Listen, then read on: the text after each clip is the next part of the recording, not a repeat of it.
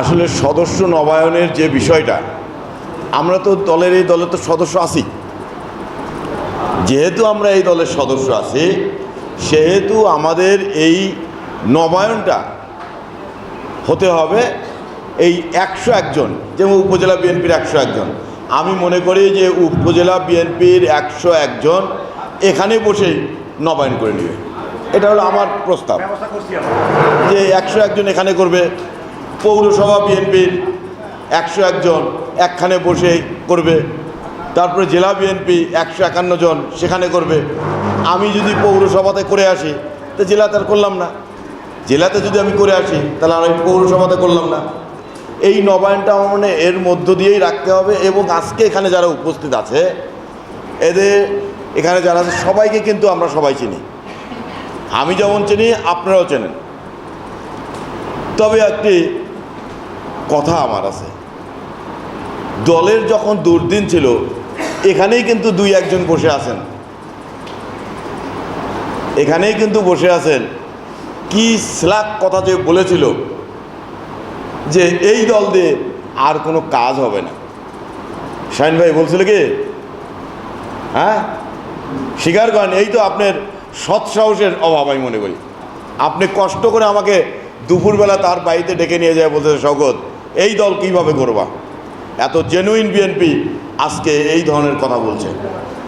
আমি তারপরে বলবো যে দোষ ত্রুটির ঊর্ধ্বে আমরা কেউ না, দোষ ত্রুটি থাকতেই পারে।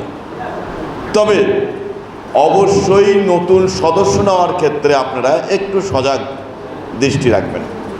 কারণ এখন বিএনপির একটা সদস্য হতে পারলে যারা টাউট, আপনার আমার কিন্তু কোনো লাভ নাই, আছে কোনো লাভ নাই। কিন্তু একটা টাউটের যদি একটা সদস্য পদ নিতে পারে, তার কিন্তু ওইটা অনেক বড় লাভ। এই জন্য এই দিকে একটু আপনারা সজাগ দৃষ্টি রাখবেন। আর একটা জিনিস মনে রাখবেন, আমরা যারা গত দীর্ঘদিন যাবত আমরা যারা বিএনপি করে আসছি, আমাদের মধ্যে দ্বন্দ্ব বিভেদ থাকতেই পারে, এটাতে কোনো যায় আসে না। দ্বন্দ্ব বিভেদ থাকবে, আবার কিন্তু মিলও হবে, সম্পর্ক হবে। কিন্তু নতুন আমদানি করা যে বিএনপিটা আসবে, তার সাথে কিন্তু মিলত হবে না, বরঞ্চ সে একটা গ্রুপের নেতৃত্ব দিবে। এই জন্য ওদের থেকে সাবধান। আমি আর কথা বলবো না, শুধু বলতে চাই যে আজকে বিএনপিকে নিয়ে যারা কটূক্তি করছে, এরা কারা? একটা জিনিস মনে রাখেন, বাংলাদেশের রাজনীতিতে বিএনপি কিন্তু হাতি, বিএনপি কিন্তু হাতি। আচ্ছা, হাতি যদি বসে, তারপরেও কি ছাগল ভেড়া হাতির উপরে উঠতে পারে? উঠতে পারে না। আজকে এই নাবালকরা বিএনপির যে ভারপ্রাপ্ত চেয়ারম্যান তারেক রহমান সম্পর্কে, বা দেশনেত্রী দেশনেত্রী বেগম খালেদা জিয়া, বিএনপির অন্যান্য নেতা সম্পর্কে যে সমস্ত কথা বলছে, এর কারণটা কি জানেন? এর কারণ কিন্তু একটা আছে। আজকে আপনি দেখবেন যে আপনাকে উপরে উঠতে গেলে কাকে লাগবে? একেবারে উপর পর্যায়ের একটা নেতার বিপক্ষে আপনাকে কথা বলতে হবে। আজকে এই নাবালক পার্টিরা আজকে আমাদের নেতাদের সম্পর্কে বাজে কথা বলে। এই বিএনপির সমর্থন ছাড়া শেখ হাসিনার পতন কোনোভাবেই হতো না। আজকে বিএনপির যত লোক গ্রেপ্তার হয়েছে, আপনি বলেন তো, এই আন্দোলনে, এই হাসিনার আন্দোলনে ধারাবাহিকভাবে বিএনপির নেতাকর্মীরাই কিন্তু গ্রেপ্তার হয়েছে। কোথায় ওদের লোক গ্রেপ্তার হয়েছে? কোথায়? কোনো লোক তো ওদের গ্রেপ্তার হয় নাই, একটা লোকও না। যা গ্রেপ্তার হয়েছে বিএনপির, পালিয়ে বেরিয়েছে বিএনপি, মামলা হয়েছে বিএনপির। আবার সেই বিএনপি সম্পর্কেও তারা বাজে কথা বলে। আবার তারাই বলছে যে আমরা নাকি চাঁদাবাজ। আচ্ছা, আমরা যদি চাঁদাবাজ হই, ওরা কি? ওরাও তো কালেকশন করে, আমি দেখি ওদেরটা নাকি ডোনেশন। আমাদের যেটা আমরা নেই কোনো প্রোগ্রামে, এটা নাকি আমাদের চাঁদাবাজি, আর ওদেরটা হয় নাকি ডোনেশন, আবার আরেকজনের হয় হাদিয়া।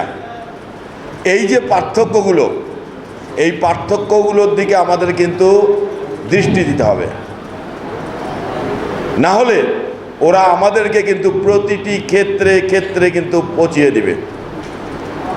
আপনাদেরকে আমি কোনো নাম উচ্চারণ করে বলবো না। আমি গতকালকেও তাঁতি দলের মিটিংয়ে বলেছিলাম যে সৈয়দপুর শহরে প্রদর্শনীর নামে যে চাঁদাবাজিটা হচ্ছে, যে জুয়া লটারি, এবং আমার কাছে তথ্য যেটা, ড্রিম প্লাস থেকে প্রতিদিন সেখানে টাকা ভাগাভাগি হয়। ড্রিম প্লাস নাকি এটার নেতৃত্ব দিচ্ছে, এবং ওখানে নাকি প্রতিদিন নাকি খাম তৈরি হয়। কোনো খামের মধ্যে থাকে 2500, কোনোটায় থাকে 5000, আর উপরে আমার নামও লেখা থাকে। এই খাম ওদের দেওয়ার জন্য কিছু লোক আছে, তারা বিভিন্ন জনের বাড়ি বাড়ি যে এটা দিয়ে আসে। এই খামও কিন্তু নাম বলা যাবে না, ওদের কাছেও যায়।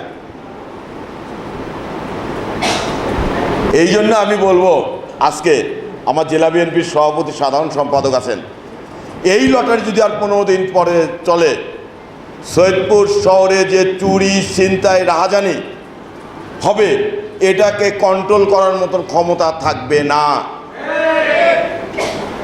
আজকে সৈয়দপুর শহরে আপনি দেখবেন প্রতিটি দোকানে বেচা বিক্রি নাই।